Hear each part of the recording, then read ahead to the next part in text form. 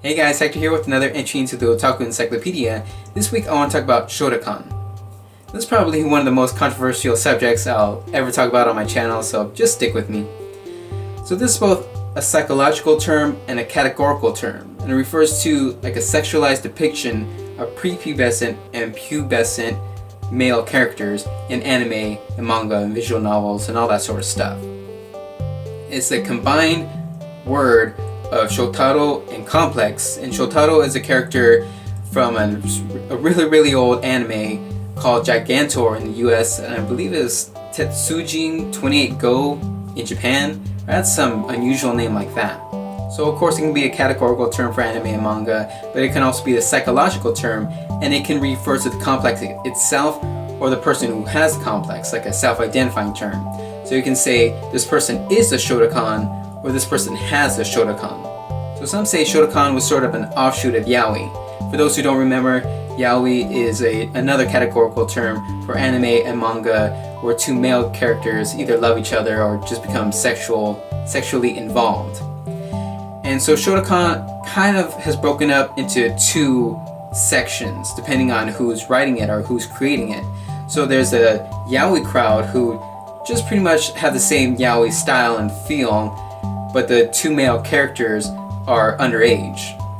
And then the other style kind of takes more of the lolicon style. And so it's pretty much the underage male character has a more girlish feel, but is still a boy.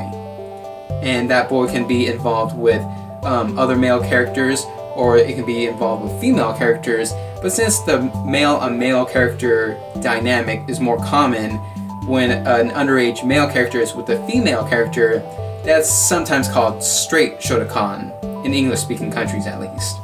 So I've seen some people in English-speaking countries use the term Shota to refer to underage male characters, and I think that's kind of stretching it, because Shotacon is just a sexualized depiction of prepubescent and pubescent male characters, so I'm not sure if just using Shota in that way is really appropriate. Now I should also note that Shotacon is different from moe, which I covered before, and if you don't remember, moe is more of a brotherly or sisterly type of love. It's not a sexual love at all. It's more of a feel or a need to protect this younger underage character who's super cute, and you just, want to love him like that, non-sexually. But with Shotacon, it's sexually.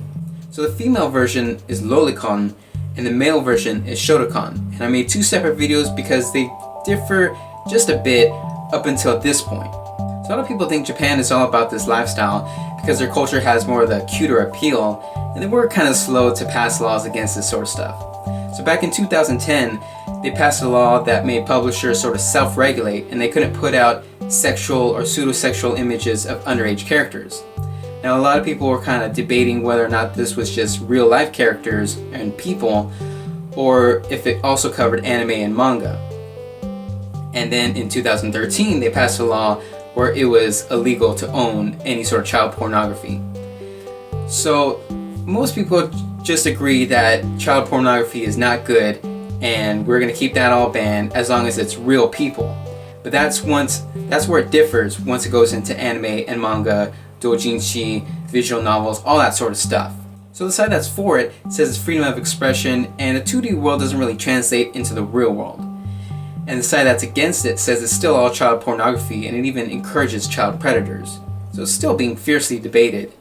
And some people often wonder why people would consider themselves lolicons or Shotacons and would like to watch this sort of stuff. So one argument is that the younger audience enjoys watching these younger characters because younger audience doesn't really want to see older characters, so that kind of makes sense. And some people say that they prefer a cuter, innocent character compared to a stronger lead character in most anime and manga. And that's all you need to know about lolicon and Shotacon. So leave a comment telling me what you think. Are you for it? Are you against it? Or just tell me any of your thoughts. And if you like this video, or if you just appreciated me doing it, you can give it a thumbs up.